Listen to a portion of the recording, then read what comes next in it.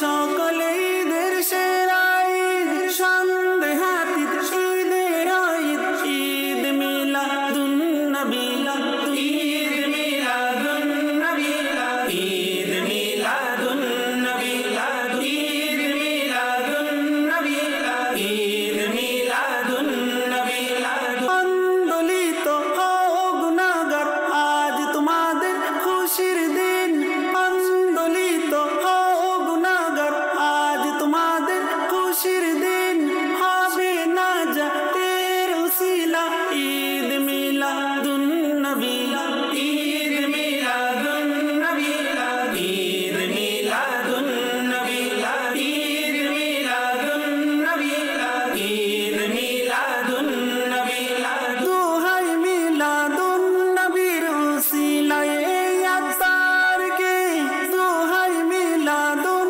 নবীর উসিলায় আতারকে ক্ষমা করো হে দয়াময় ঈদ মিলাদুন নবী ঈদ মিলাদুন নবী ঈদ মিলাদুন নবী ঈদ মিলাদুন নবী ঈদ মিলাদুন নবী নবীর আগমন মারহাবা রাসূলের আগমন মারহাবা নূরের আগমন মারহাবা হুজুরের আগমন মারহাবা ঈদ মিলাদুন নবী ঈদ মিলাদুন নবী ঈদ মিলাদুন নবী ঈদ মিলাদুন নবী মাশাআল্লাহ, ঈদে মিলাদুন নবীর নতুন কালাম আপনারা শুনতে পেয়েছেন।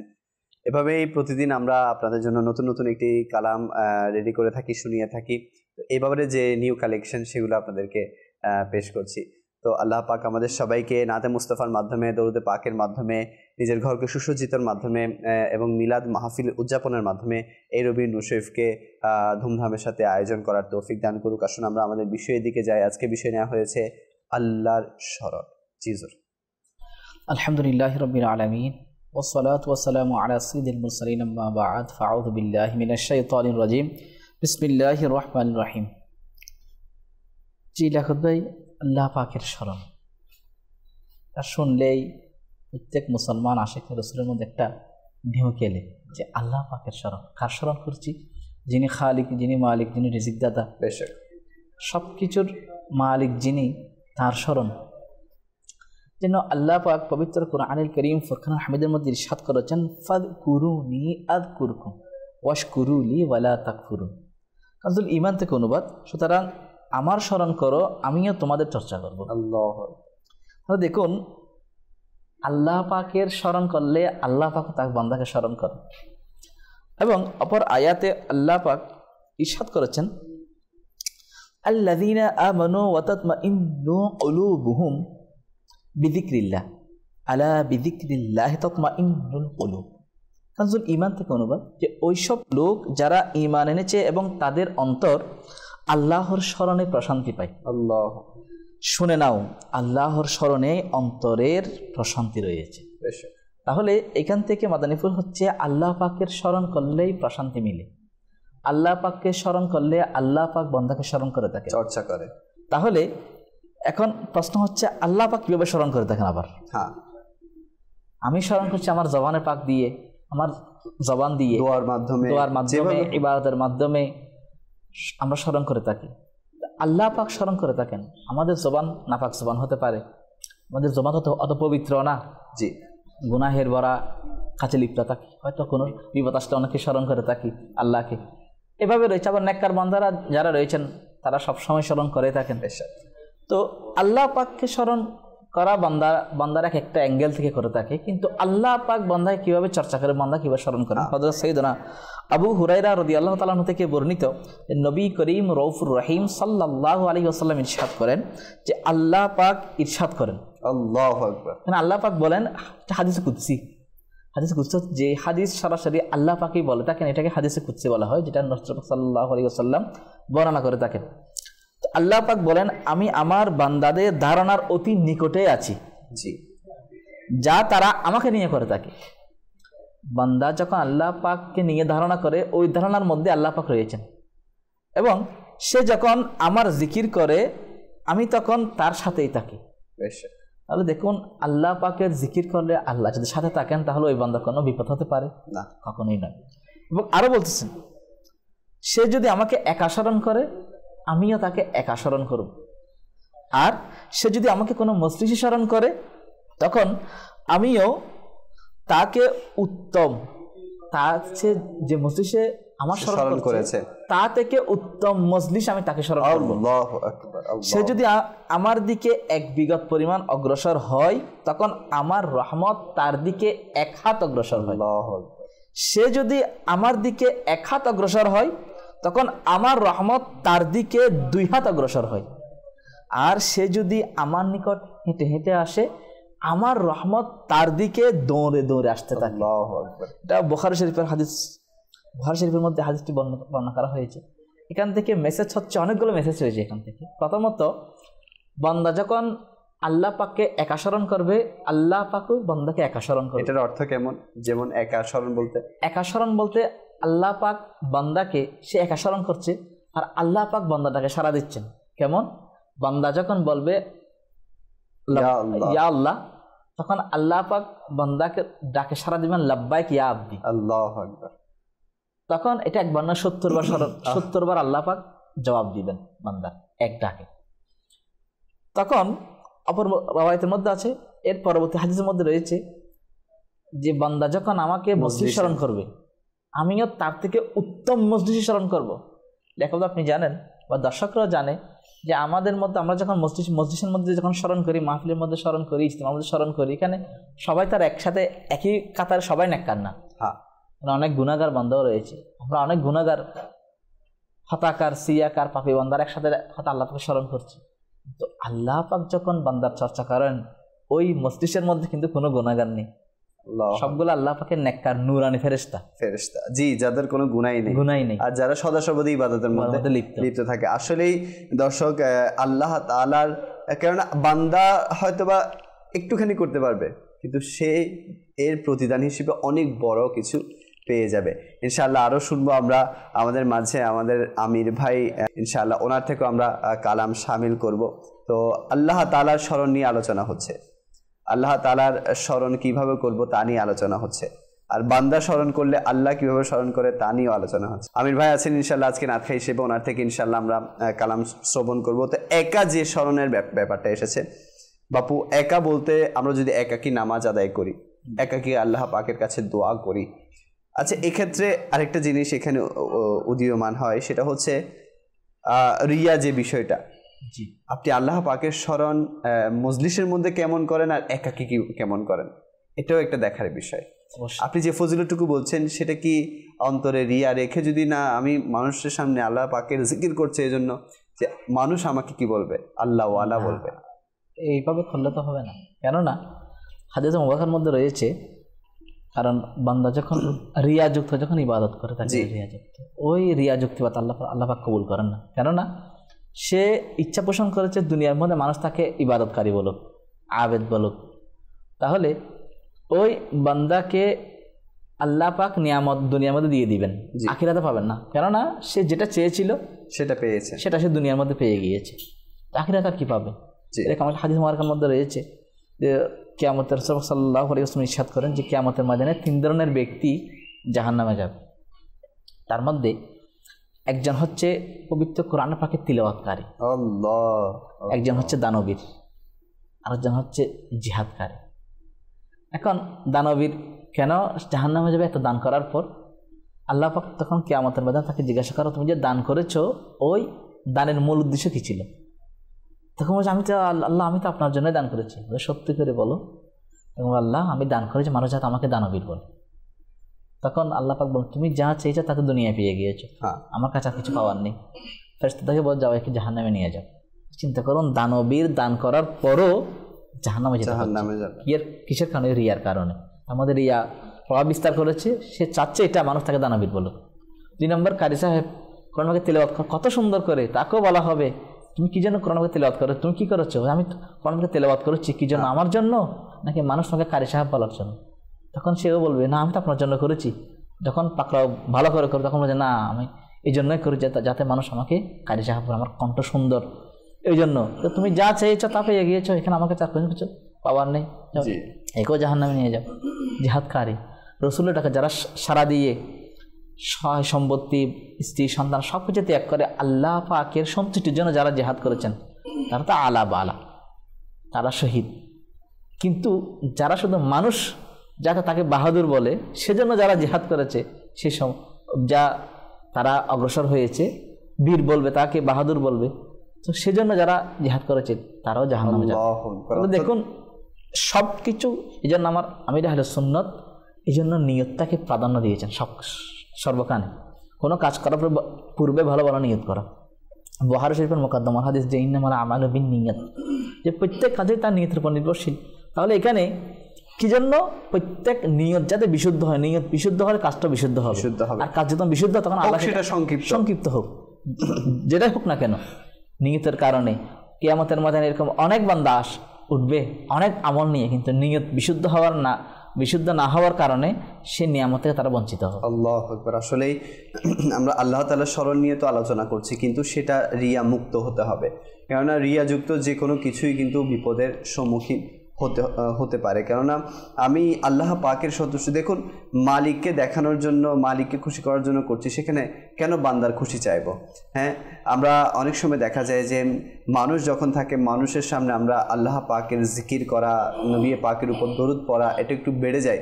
হ্যাঁ, যদি তখনও এই নিয়তটা না থাকে যে না আমি তাদের সন্তুষ্টির জন্য না, আল্লাহ রাসূলের সন্তুষ্টির জন্য, তাহলে তো ঠিক আছে।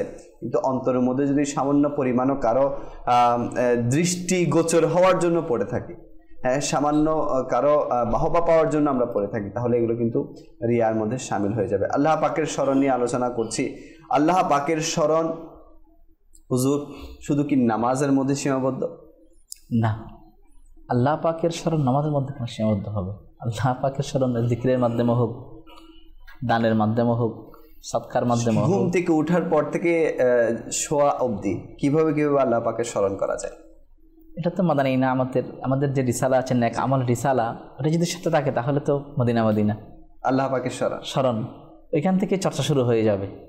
কারণ দেখুন লিয়াকত ভাই, আমরা যখন কোনো একটা জব করি না, ওই জবের মধ্যে ঠিক টাইমে যাওয়ার জন্য আমরা কত প্রিপারেশন নিয়ে থাকি, কখন উঠবো, কখন নাস্তা করব, গাড়ির জ্যাম থাকলে 8 ঘন্টা আগে বের হয়ে থাকি। কি জন্য? যাতে গন্তব্যের মধ্যে যথা সময়ে পৌঁছতে পারি, সেই জন্য। কিন্তু আল্লাহ পাকের স্মরণে, আল্লাহ পাকের নৈকট্য লাভের জন্য, নিজের আখিরাতকে সজ্জিত করার জন্য আমাদের প্রস্তুতি কতটুকু?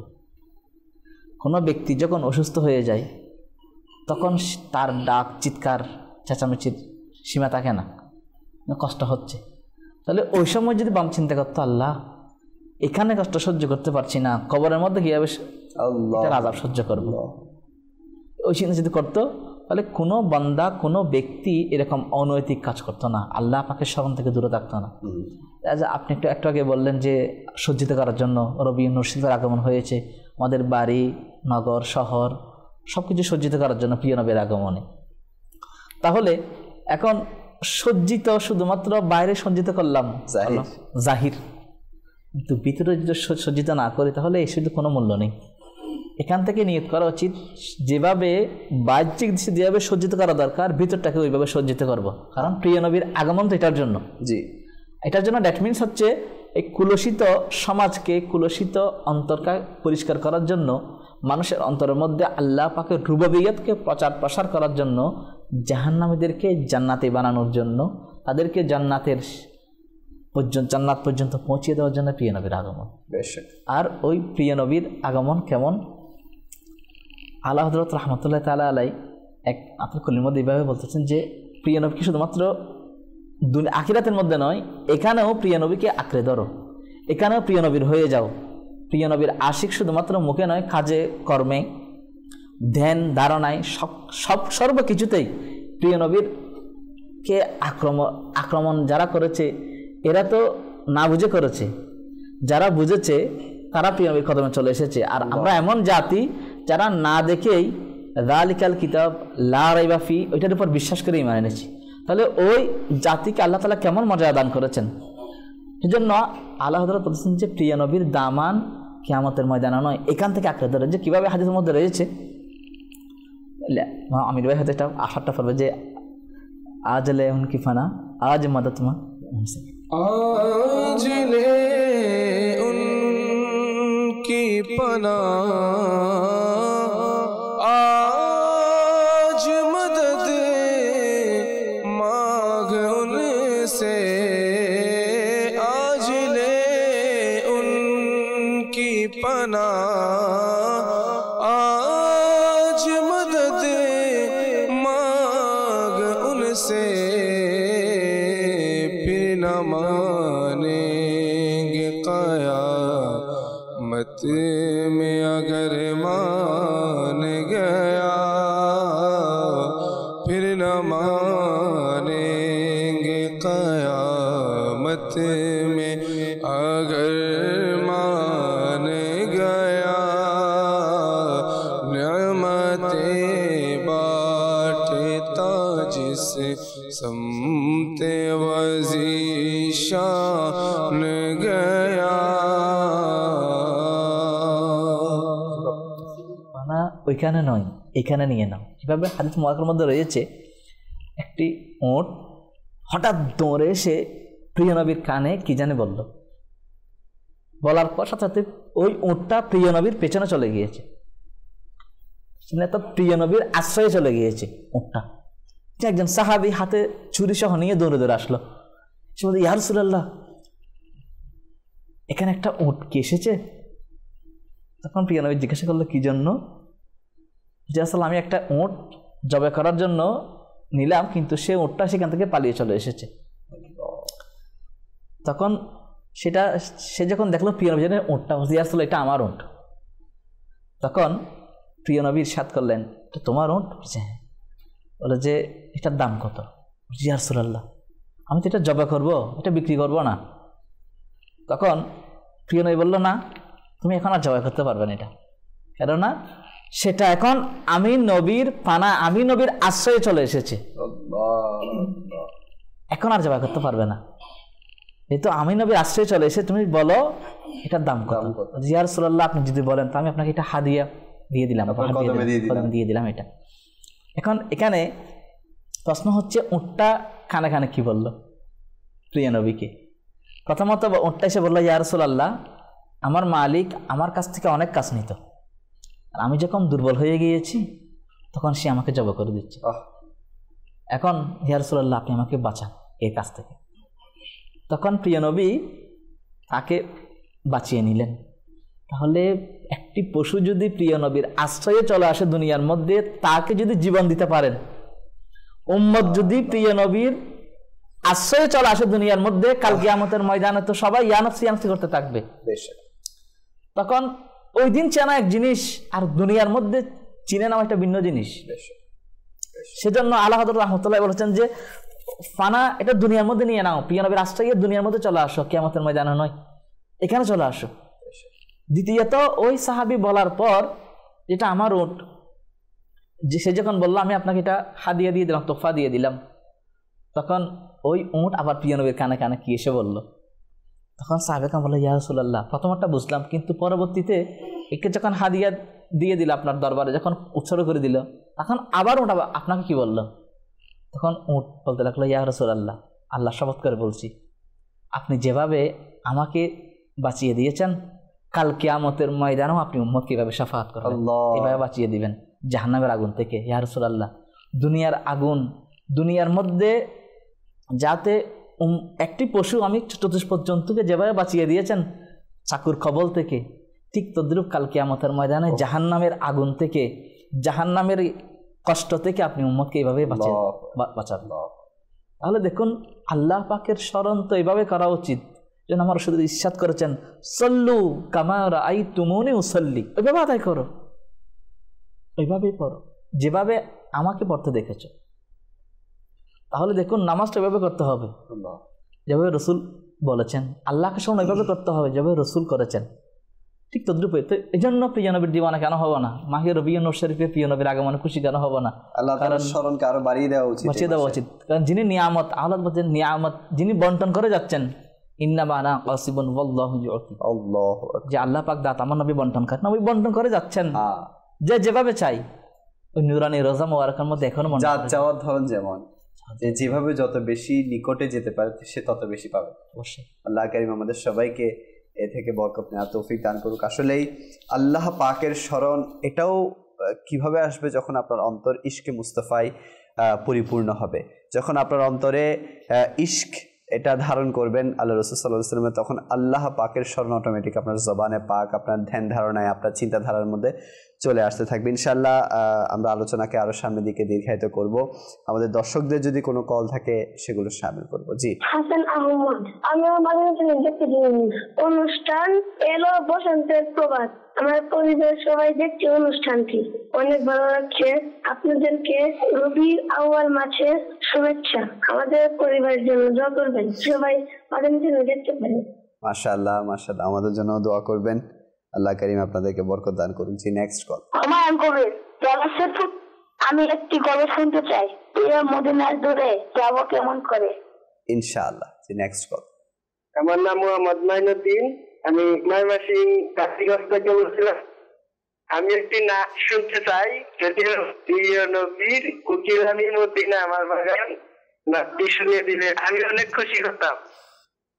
মাশাআল্লাহ, আমাদের সাথেই থাকুন। Next call. মোহাম্মদ দাদু সরকার, আমি আপনাদের অনুষ্ঠান দেখেছি, আমার কাছে অনেক ভালো লাগে, আমার পরিবারের সবাই দেখেছে। আপনারা আমাদের জন্য দোয়া করবেন যাতে আমরা মাদের খেলা সবসময় দেখতে পারি। ইনশাআল্লাহ, আমাদের সাথেই থাকুন। আমরা আপনাদেরকে নতুন নতুন অনুষ্ঠানের মাধ্যমে আপনাদেরকে ইলমে দ্বীন শেখার একটা ব্যবস্থা করে দিব, আর আপনারাও এই দাওয়াতটাকে মানুষের কাছে পৌঁছিয়ে দিন। মাদানী চ্যানেল দেখার ইনশাআল্লাহ সওয়াবের ভাগীদার হবেন। আমাদের একটি সুন্নতের প্যাকেজ থাকে, প্রতিদিন একটি করে নতুন নতুন সুন্নত আমরা শিখে থাকি। আসুন দেখি আজকে কোন সুন্নতটি আমাদের জন্য অপেক্ষা করছে। জি, জুমার দিনে নখ কাটা মুস্তাহাব। অবশ্য যদি নখ বড় হয়ে যায় তবে জুমার দিনে অপেক্ষা করা উচিত নয়।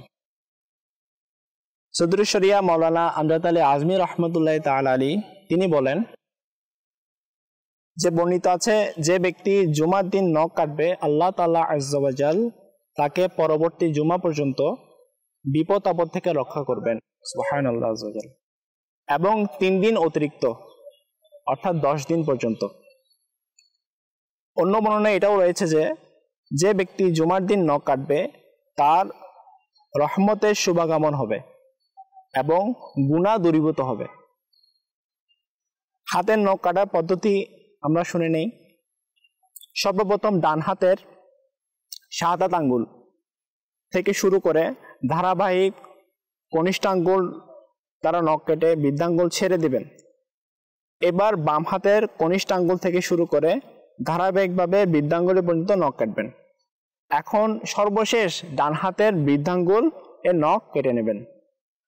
পায়ের নখ কাটার সুনির্দিষ্ট কোনো নিয়ম নেই, তবে উত্তম হচ্ছে ডান পায়ের কনিষ্ঠ আঙ্গুল থেকে শুরু করে ধারাবাহিকভাবে বৃদ্ধাঙ্গুল নখ পর্যন্ত কেটে নিন, অতঃপর বাম পায়ের বৃদ্ধাঙ্গুল থেকে শুরু করে কনিষ্ঠ আঙ্গুল পর্যন্ত নখ কেটে নিন। সাল্লু আলাল হাবিব সাল্লাল্লাহু তাআলা আলা মুহাম্মদ সাল্লাল্লাহু তাআলা আলাইহি ওয়াসাল্লাম। মাশাআল্লাহ, আপনারা আজকে নখ কাটার সুন্নত ও আদব সম্পর্কে শুনলেন। আল্লাহ তাআলা আমাদের সবাইকে নখ কাটার সুন্নত ও আদব এর উপর আমল করার তৌফিক দান করুক। রবির নূর শরীফে ভালো ভালো কিছু নিয়ত করে নেই, যে সুন্নতগুলো শিখছি এগুলোর উপর আমল করার নিয়ত করি। ইনশাআল্লাহ দেখবেন নবী পাক আলাইহিস সালাতু সালাম, দেখুন আমাদের নবী করিম সাল্লাল্লাহু আলাইহি ওয়াসাল্লাম তো আমাদের দিকে মুখাপেক্ষী নন, আমরা ওনার দিকে মুখাপেক্ষী। আমরা ওনার কাছ থেকে আশ্রয় চাইবো বা ওনার সুন্নতকে পালন করে করে ওনার থেকে ভিক্ষা চাইবো, শাফাআতের ভিক্ষা। এজন্য যদি একটা সুন্নতকেও আমরা আঁকড়ে ধরি আর সেটাকে মহব্বতের সাথে আঁকড়ে ধরি, যেমন ইমামা শরীফ, আমরা যদি এটাকে আঁকড়ে ধরি আর সদা সর্বদা ইমামা শরীফের পাবন্দ হয়ে যায়, তাহলে লোকে অনেক কিছু বলবে, কিন্তু নবী করিম সাল্লাল্লাহু আলাইহি ওয়াসাল্লামের খুশির জন্য, ওনাকে সন্তুষ্ট করার জন্য আমরা যদি এটার উপর ইস্তেকামত থাকি, অটল থাকি, তাহলে দেখবেন নবী করিম সাল্লাল্লাহু আলাইহি ওয়াসাল্লাম খুশি হয়ে যাবেন। আর এটা তো ওই মাস যে মাস নবী পাককে তোহফা দেয়ার মাস, সেটা দরুদে পাকের মাধ্যমে হোক, সুন্নাতে কারিমাকে আদায় করার নিয়তের মাধ্যমে হোক। এজন্য আমরা প্রতিদিন একটি একটি করে সুন্নত রেখেছি, যাতে করে আপনি আমরা সবাই এই সুন্নতগুলোর উপরে আমল করার নিয়ত করতে পারি। আসুন, আমির ভাই আছে, আমির ভাই থেকে একটা কালাম শামিল করি ইনশাআল্লাহ। সাল্লাল্লাহু আলাইকা ইয়া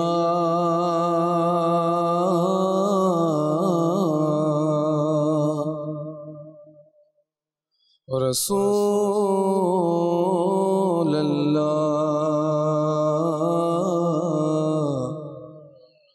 ওয়া সাল্লাম আলাইকা ইয়া হাবিবাল্লাহ।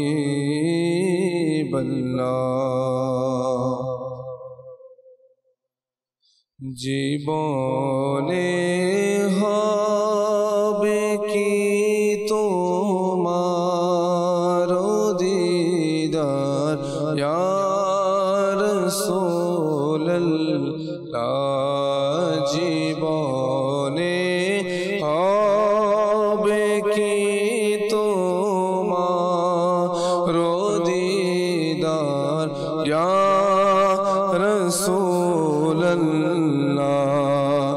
এ আশায় রয়েছি আমি গুনাহগার ইয়া রাসূলুল্লাহ। এ আশায় রয়েছি আমি গুনাহগার ইয়া রাসূলুল্লাহ।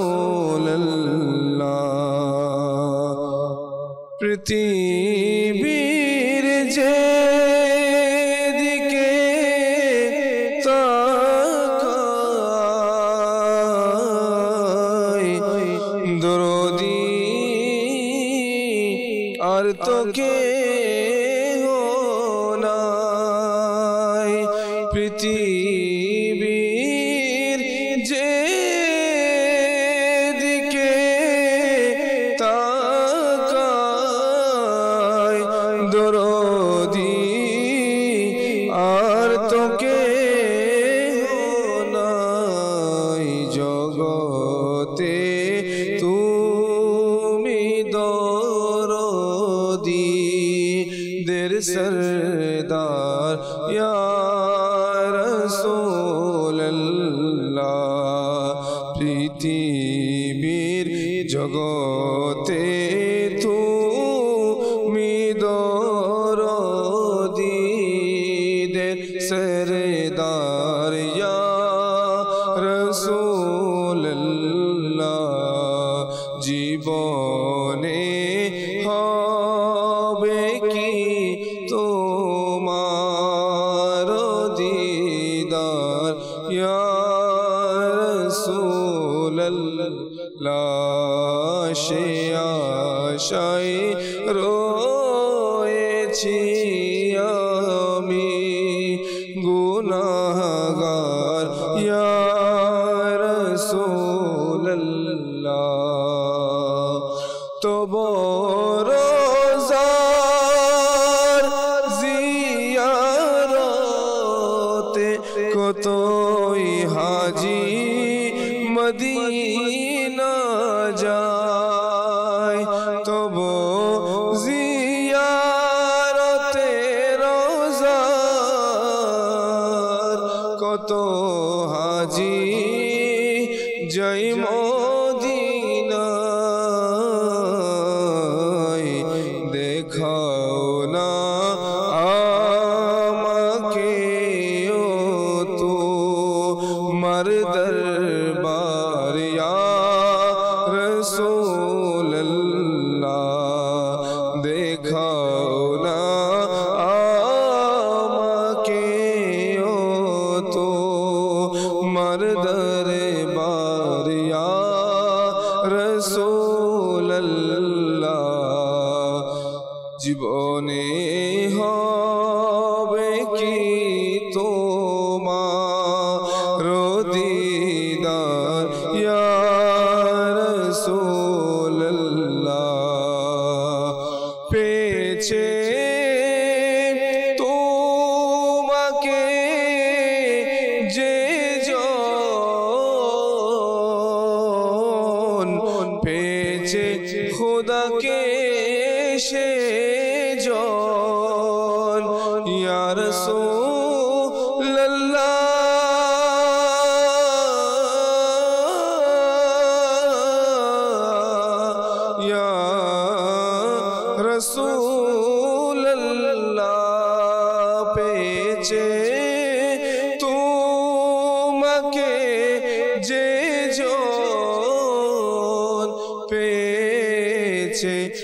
खुदा के जोन तुमी तो खुदा के पावार एकदार या रसूल अल्लाह तुमी तो खुदा के पावार एकदार या रसूल अल्लाह जीवने হবে কি তোমার দিদার ইয়া রাসূলুল্লাহ হাশরের দিন করবেন পার যত সব উম্মত গুনাহগার হাশরের দিনে করবেন পার যত সব উম্মত গুনাহগার আমিও হই যেন সেই দিনে উদ্ধার ইয়া রাসূলুল্লাহ আমিও হই যেন সেই দিনে উদ্ধার ইয়া রাসূলুল্লাহ জীবনে হবে কি তোমার দিদার ইয়া রাসূলুল্লাহ এ আশায় রয়েছি আমি গুনাহগার ইয়া রাসূলুল্লাহ এ আশায় রয়েছি আমরা গুনাহগার ইয়া রাসূলুল্লাহ নবী পাক আলাইহিস সালাতুস সালামের দিদার এটা আমাদের জন্য বড়ই সৌভাগ্যের বিষয়। কখনো কখনো নিরাশ হয়ে যায় যখন নিজের কৃতকর্মের গুলোর দিকে তাকাই, আবার কখনো কখনো নিজের প্রাণের মধ্যে আশার সঞ্চার হয় যে আমিও তো নবী পাকের গোলাম, আমিও তো আমার নবী পাকের আশিক।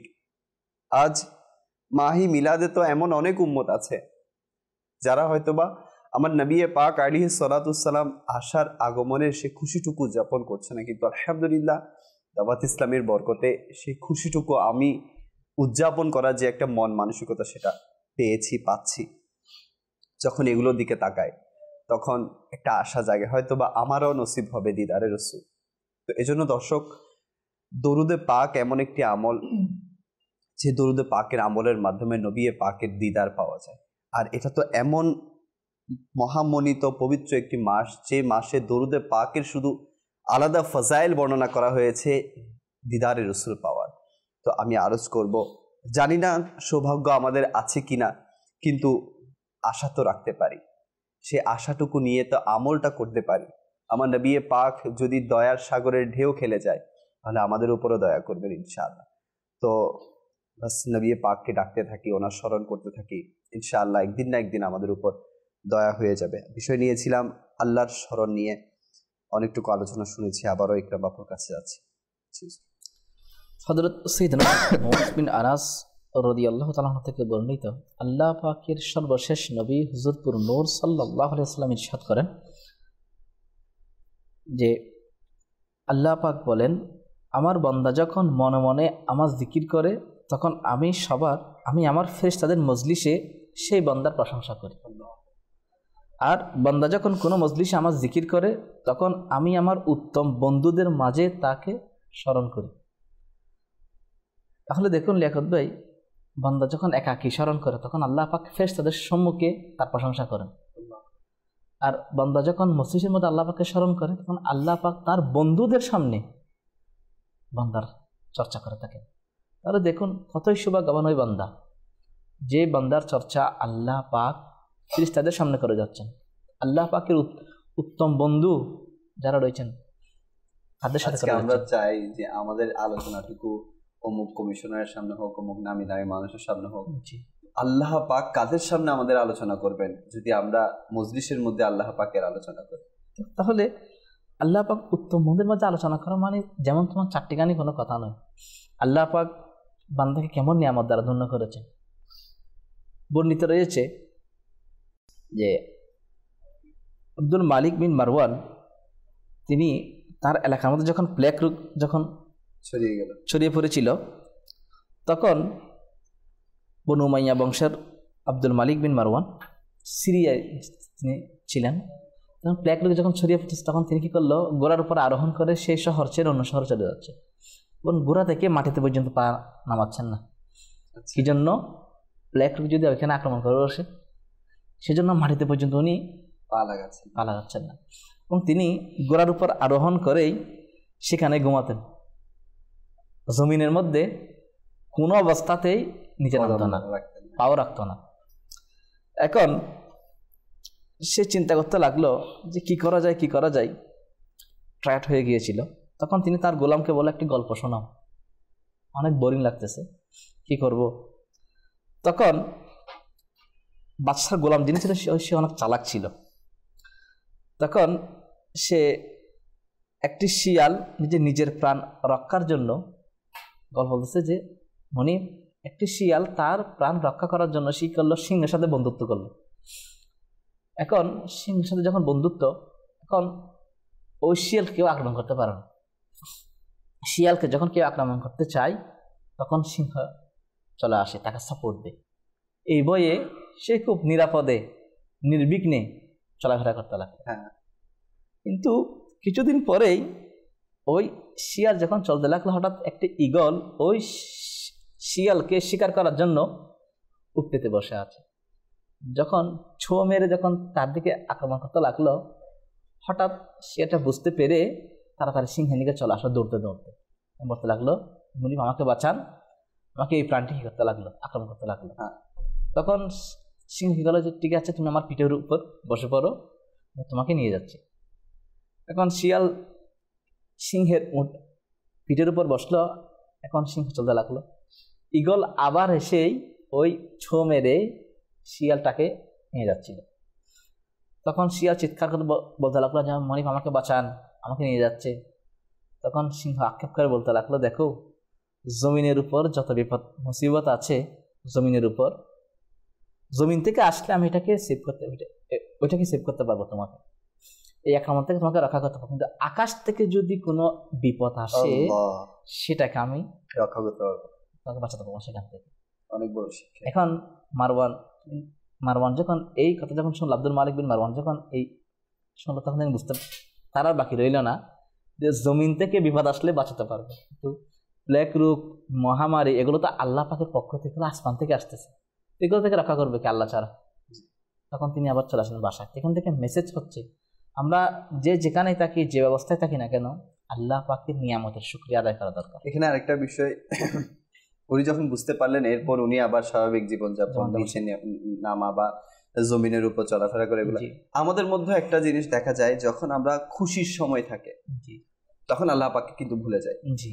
দুঃখের সময় যখন চলে আসে তখন আল্লাহ পাককে এত স্মরণ করি যাতে করে আমার ওই দুঃখটা চলে যায়। ওরা অভিযোগ করি, আমার কি অপরাধ, আমি কেন বিপদে পড়ে গেলাম, এমন কোন গুনাহ করলাম যে এই বিপদটা নেমে আসলো। যদি অ্যানালাইসিস করি তাহলে দেখবেন সকাল থেকে সন্ধ্যা নয় রাত অবধি সবসময় গুনার মধ্যে লিপ্ত।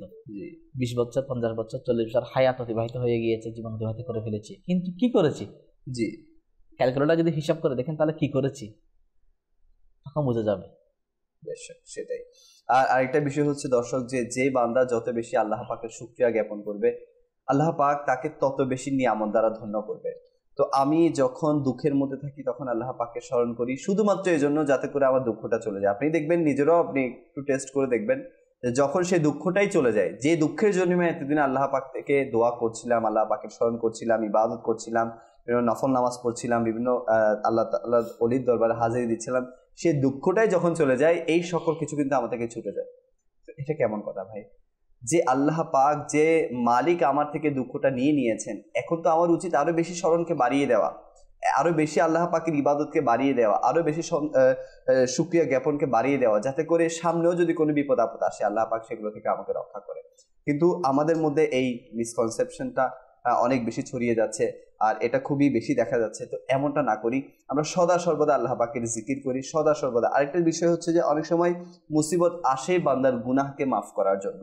তো মুসিবতে থাকলেও আল্লাহ পাকের শুকরিয়া জ্ঞাপন করি, স্মরণ করি, মুসিবত না থাকলেও স্মরণ করি, মুসিবত থাকলে আরো বেশি করি।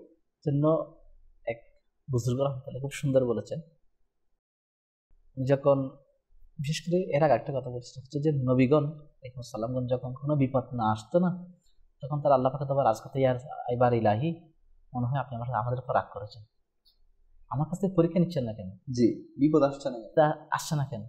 আর আমরা বিপদ আসলেই মনে করি আল্লাহ আমার উপর নারাজ হয়েছে। তো বিপদ মুসিবত এটা একটা বড় নিয়ামত। হাদিস পাকের মধ্যে রয়েছে আল্লাহ পাক যখন কোনো বান্দার সাথে যখন কল্যাণ করার ইচ্ছা পোষণ করেন, তখন তাকে এরকম বিপদ মুসিবতের মধ্যে লিপ্ত করান।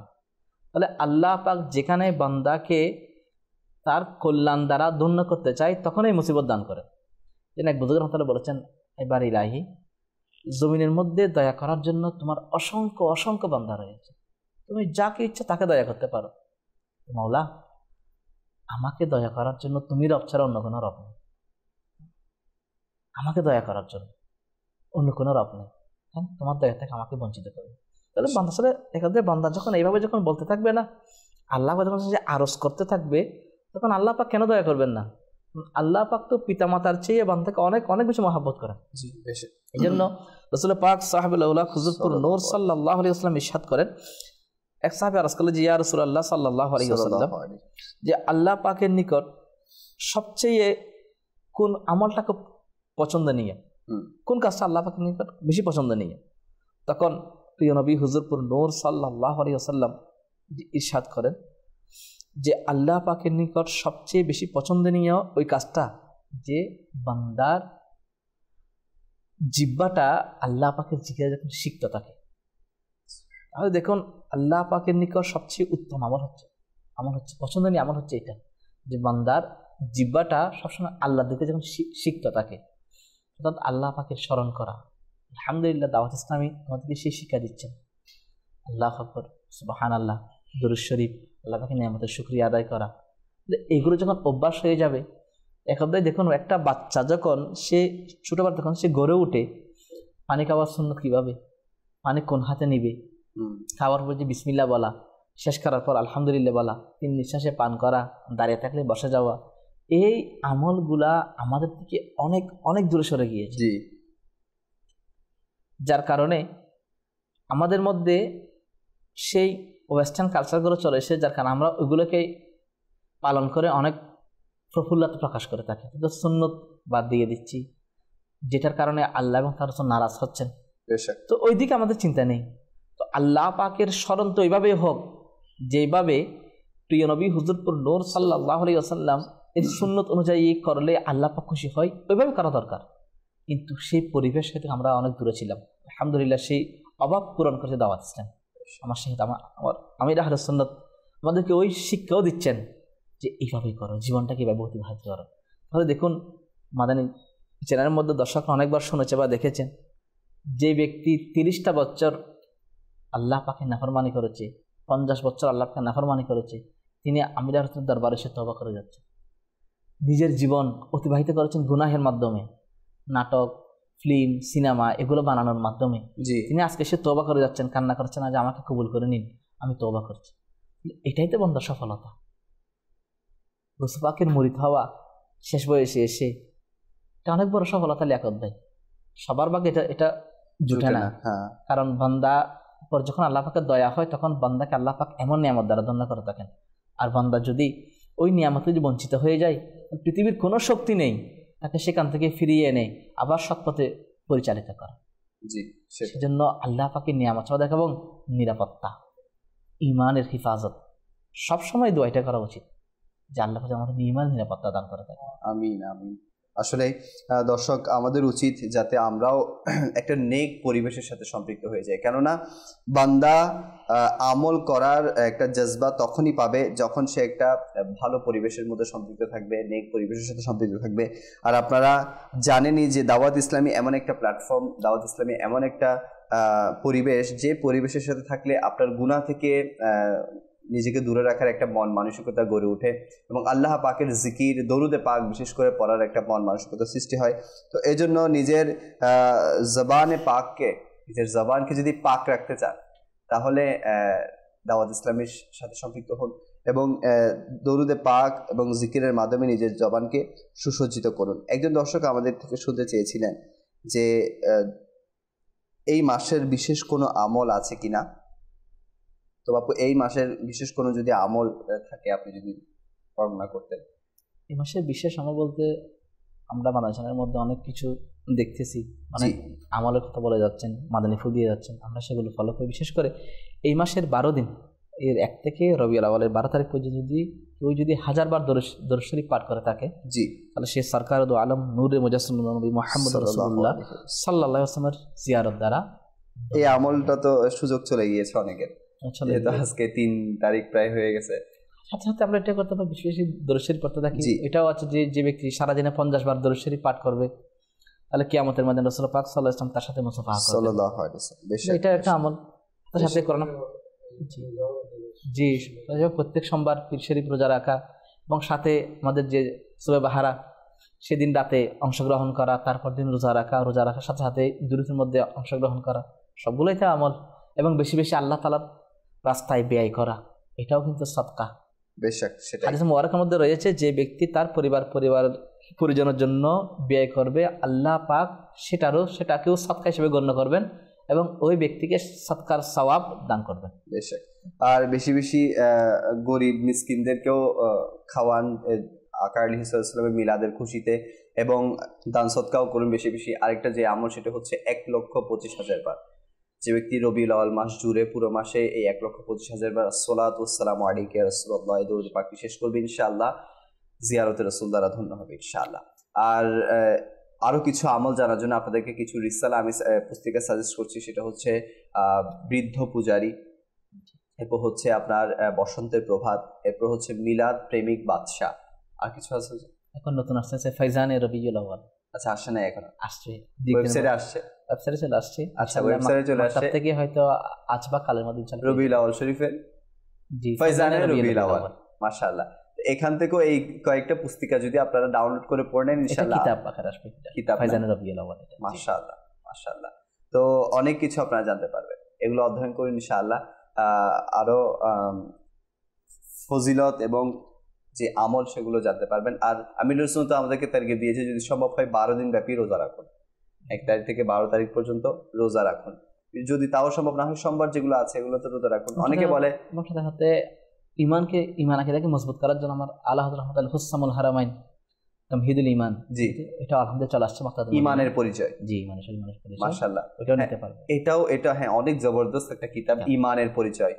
এই কিতাবটা পড়লে আপনি আপনার ঈমানকে হিফাজত করার জন্য অনেক সহায়ক হবে। কেননা আজকে কিছুদিন আগে একটা ওলামায়ে কেরাম বলতেছেন যে শুধু আওয়াম সাধারণ পাবলিক কিন্তু অনেক কুফরি কালিমাত না জানার কারণে অনেক ইলমের অধিকারী মানুষরা পর্যন্ত তাদের বাক্যের কারণে তাদের ঈমানকে নষ্ট করে দিচ্ছে, ধ্বংস করে দিচ্ছে। তো আমরা তো সাধারণ মানুষ, আমরা কোন কথার কারণে ঈমানকে নষ্ট করে ফেলছি সেটা যদি আমরা নাই জানি তাহলে কিন্তু আমরা অনেক বড় ক্ষতির মধ্যে থেকে থাকবো। দেখা যাবে অনেক আমল করছি কিন্তু এদিকে ঈমানটাই হারা।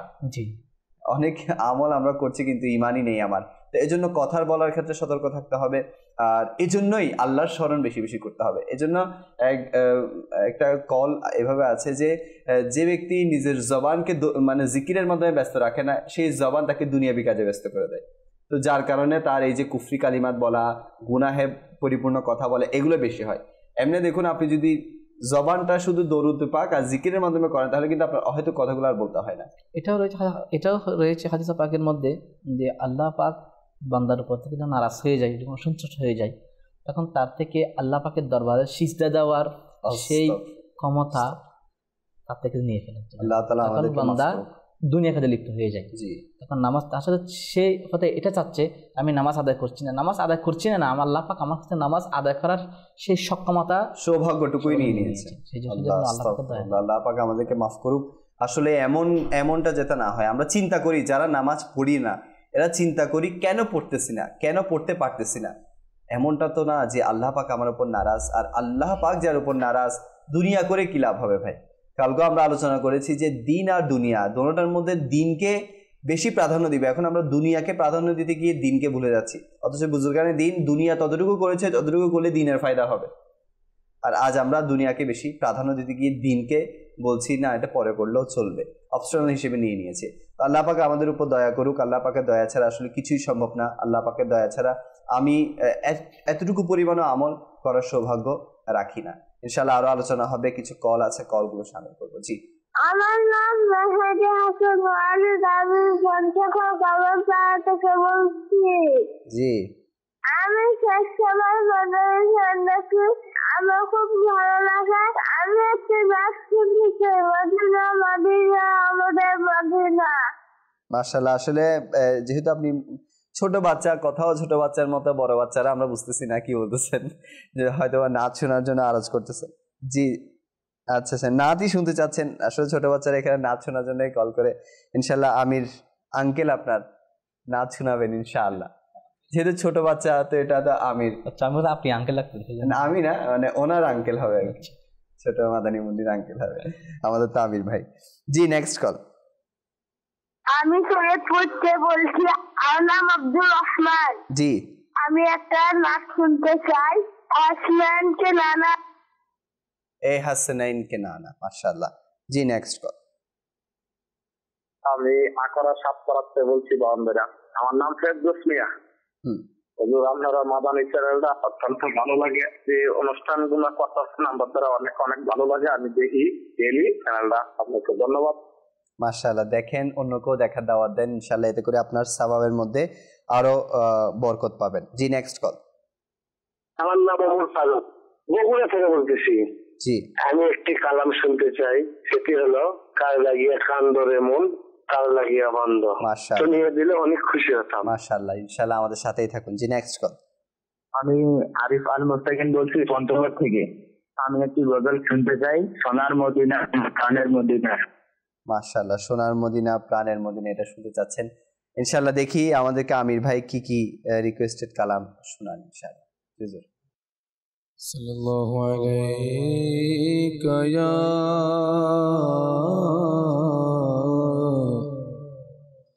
রাসূলুল্লাহ ওয়া সাল্লাম আলাইকা ইয়া হাবিবাল্লাহ। कर लगिया कंदोरे मन कर लगिया बंदो, कर लगिया कंदोरे मन कर लगिया बंदो। क्यों तो तुम्हार अपन होबे ना ना ना ना, क्यों तो तुम्हार अपन होबे ना ना ना ना, जे जन होबे अपना সে তো মদিনা, যে জন হবে আপনা সে তো মদিনা। কর লাগিয়া কন্দরে মন কর লাগিয়া বন্ধ, কর লাগিয়া কন্দরে মন কর লাগিয়া বন্ধ।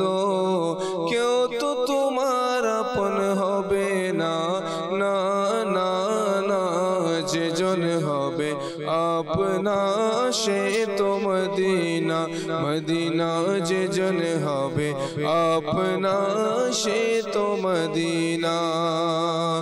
এই দুনিয়ার আপন যারা আজকে আছে কালকে নাই, এই দুনিয়ার আপন যারা আজকে আছে কালকে নাই।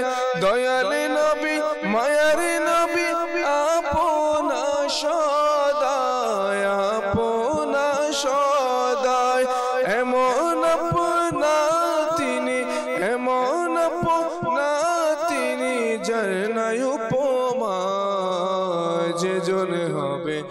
আপনা সে তো মদিনা মদিনা যে জন হবে আপনা সে তো মদিনা কর লাগিয়া কান্দরে মন কর লাগিয়া বন্ধো কর লাগিয়া কান্দরে মন কর লাগিয়া বন্ধো क्यों तो तुम्हारा अपन होबे ना ना ना ना जे जन होबे अपना से तो मदीना जे जन होबे अपना से तो मदीना खबर हाशर पुलसिराते कोनो अपन पाबे ना खबर हाशर पुलसिराते कोनो अपन पाबे ना जे जन पाबे से जन होबे शाहे मदीना शाहे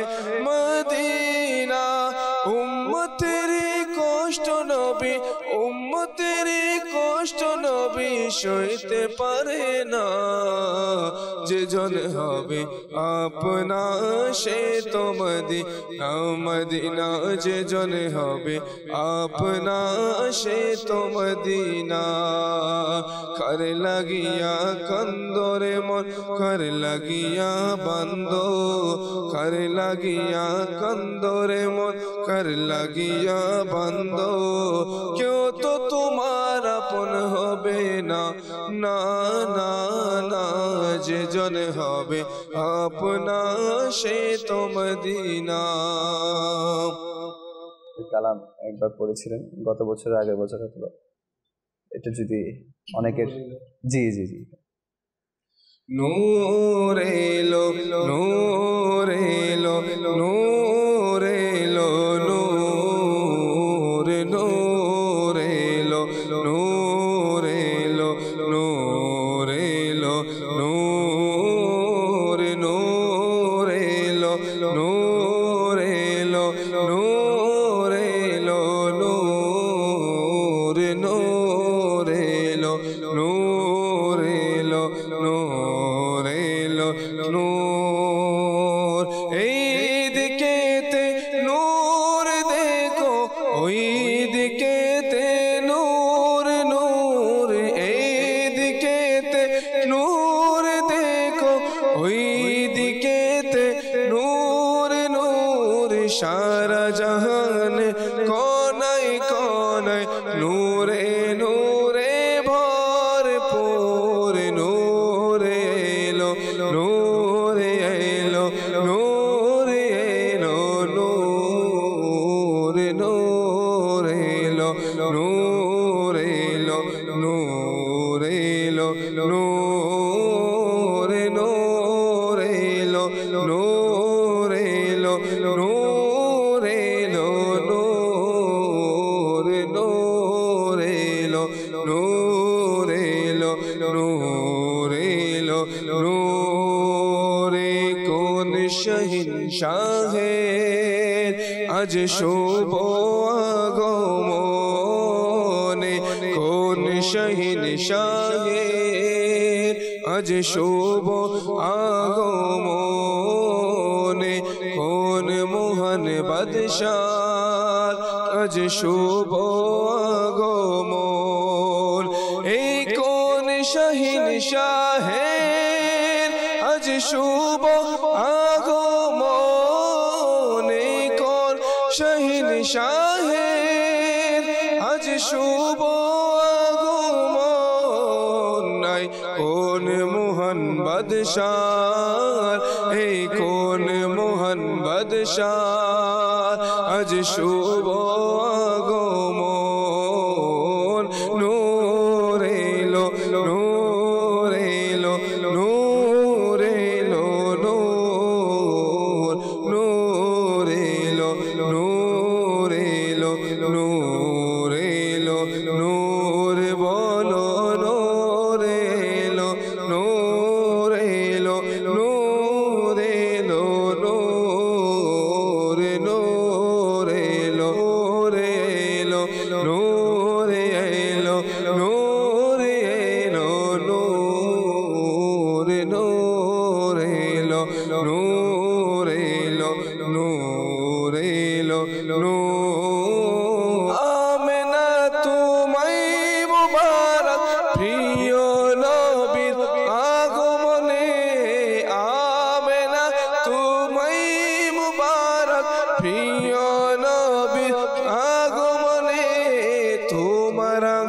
মদিনার নূরেতে সব নূর হলো নূর নূর নূর এলো নূর এলো নূর এলো নূর নূর এলো নূর এলো নূর এলো নূর বলো নূর এলো নূর এলো নূর এলো নূর নূর এলো নূর এলো নূর এলো নূর আজ তার কারা জমিনের দিকে কেন দাবিত আজ তার কারা জমিনের দিকে কেন দাবিত আজ তার কারা জমিনের দিকে কেন দাবিত আজ তার কারা জমিনের দিকে কেন দাবিত আজ আসমান থেকে নূর আজ আসমান থেকে নূর আজ আসমান থেকে নূর কেন হচ্ছে বর্ষিত কারণ হলো নূর এলো নূর এলো নূর এলো নূর নূর এলো নূর এলো নূর এলো নূর বলো নূর এলো নূর এলো নূর এলো নূর নূর এলো নূর এলো নূর এলো নূর প্রিয় নবীর আগমনে আদার হলো দূরীভূত প্রিয় নবীর আগমনে আধার হলো দূরীভূত কি আসমান কি জমিন সারা জগতে নূর নূর নূর এলো নূর এলো নূর এলো নূর নূর এলো নূর এলো নূর এলো নূর নূর এলো নূর এলো নূর এলো নূর নূর এলো নূর এলো নূর এলো নূর মাশাআল্লাহ। হযরত সাইয়্যিদুনা ইমাম কাস্তালানী রাহমাতুল্লাহি তাআলা আলাইহি বলেন, সৌভাগ্যমণ্ডিত বিলাদতের দিনে মিলাদের মাহফিল করে উপকারিতা লাভের মধ্যে পরীক্ষিত উপকারিতা হলো এই বছর সে শান্তি ও নিরাপদে থাকবে। আল্লাহ পাক ওই ব্যক্তির প্রতি রহমত অবতীর্ণ করুক যে বিলাদতের মাসের রাতগুলোকে ঈদ বানিয়ে নিয়েছে। আমাদের উচিত আমরা যাতে এই মিলাদের মাসটাকে ঈদের মাস হিসেবে গণ্য করি। আসলেই তো ঈদের মাস। আমার নবী পাক আলাইহিস সালাতু ওয়াস সালাম না আসলে ঈদই হতো না, কোনো ঈদুল আজহা ঈদুল ফিতর এগুলো আমরা পেতামই না, সবে কদর পেতাম না। অর্থাৎ সবচেয়ে বেশি যে দিনটি, সবচেয়ে বেশি যে মাসটি মহিমান্বিত সেটি হচ্ছে রবিউন নূর শরীফের মাস। কেননা এই মাসের আগমন, এই মাসে যদি নবী পাকের আগমন না হতো তাহলে বাকিগুলো আর কোনো ভিত্তি থাকতো না। আল্লাহ করিম আমাদের সবাইকে এই মাসের মর্যাদা রক্ষা করার তৌফিক দান করুক এবং ধুমধামের সাথে পালন করার তৌফিক দান করুক। তো আসুন, যেহেতু সময়ও বেশিক্ষণ নেই, আমরা কিছু শেষ মাদানী ফুল বাপু থেকে শুনে নেই। হাদিস পাকের মধ্যে বর্ণিত রয়েছে রাসূলুল্লাহ পাক সাল্লাল্লাহু আলাইহি ওয়াসাল্লাম ইরশাদ করেন, যেমন একটি আয়াত আছে যে আয়াতগুলো মানুষ যদি নিজের জন্য নিয়ে নেয় সেটা তার জন্য যথেষ্ট। আয়াতটা হচ্ছে সূরা তালাকের 28তম পারা 2 এবং 3 নং আয়াত।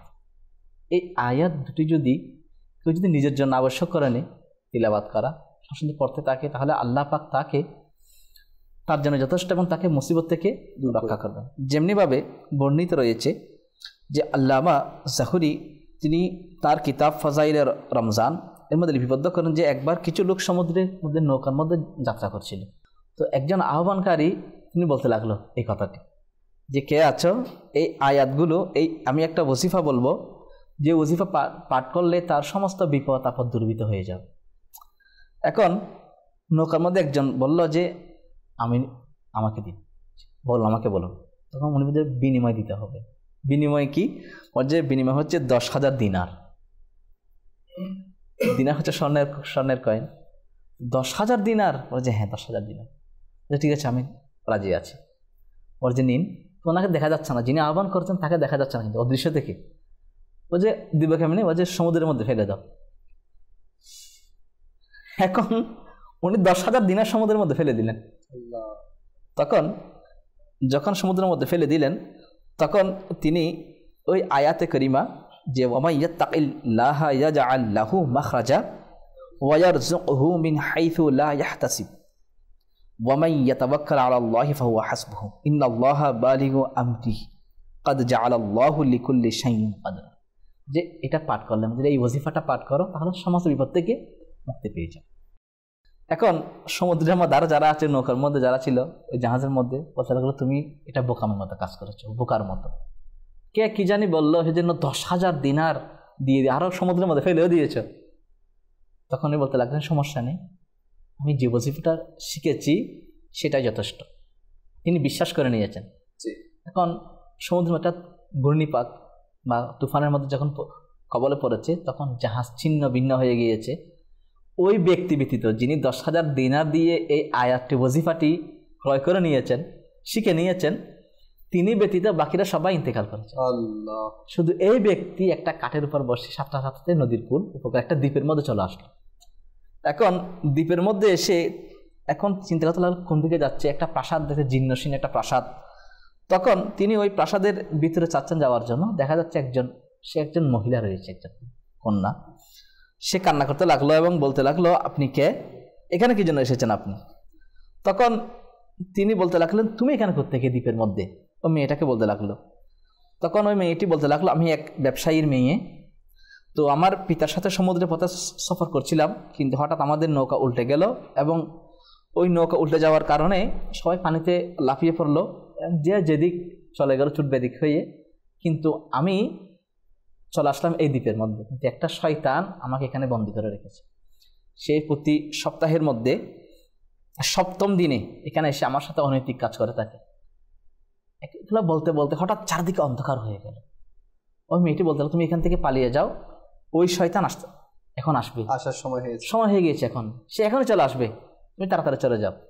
তখন ওই যুবকটি বলতে লাগলো সমস্যা নেই, সে আসুক, দেখা যাবে কি হোক, জানা আছে।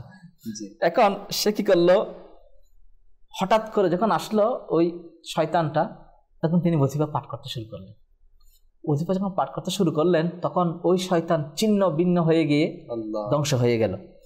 তখন মেয়েটি বলতে লাগলো কি হয়েছে? বলে যে আল্লাহ পাকের দয়া সে ধ্বংস হয়ে গিয়েছে। তখন বলতে লাগলো তাড়াতাড়ি চলুন, কিছু এখানে দিনার রয়েছে ওগুলো নিয়ে ওনারা তাড়াতাড়ি সমুদ্রের পথে নৌকা দিয়ে পাড়ি জমালেন এবং নিরাপদে চলে আসলেন বাসায়। কোনো ব্যবসায়ী ওই মেয়েকে পেয়ে খুব খুশি যে অনেকদিন তার মেয়ের খোঁজ ছিল না। এখন সে ঘটনা সব কিছু খুলে বলল। খুলে বলার পর ওই ব্যবসায়ী খুশি হল এবং তার মেয়ের সাথে যুবকের বিবাহ হল। তাহলে এখান থেকে মাদানী ফুল হচ্ছে কোরআন শরীফের একটা আয়াতে মোবারকা, 2টা আয়াতে মোবারকা। বান্দা যদি আল্লাহ পাক যদি বর্ষা আল্লাহ পাক তার জন্য যথেষ্ট। মানে আমরা এগুলোর উপর আমল করে থাকি। কোনো বিভিন্ন মুসিবত বিপদ আপদ আসুক আল্লাহ পাককে স্মরণ করি, অভিযোগ না করি। বুজুর্গরা অভিযোগ করেন নাই, ধৈর্য ধারণ করেছে। আমাদের উচিত ধৈর্য ধারণ করা, অভিযোগ করা নয়। গোলামের মুখে অভিযোগ মানাই না।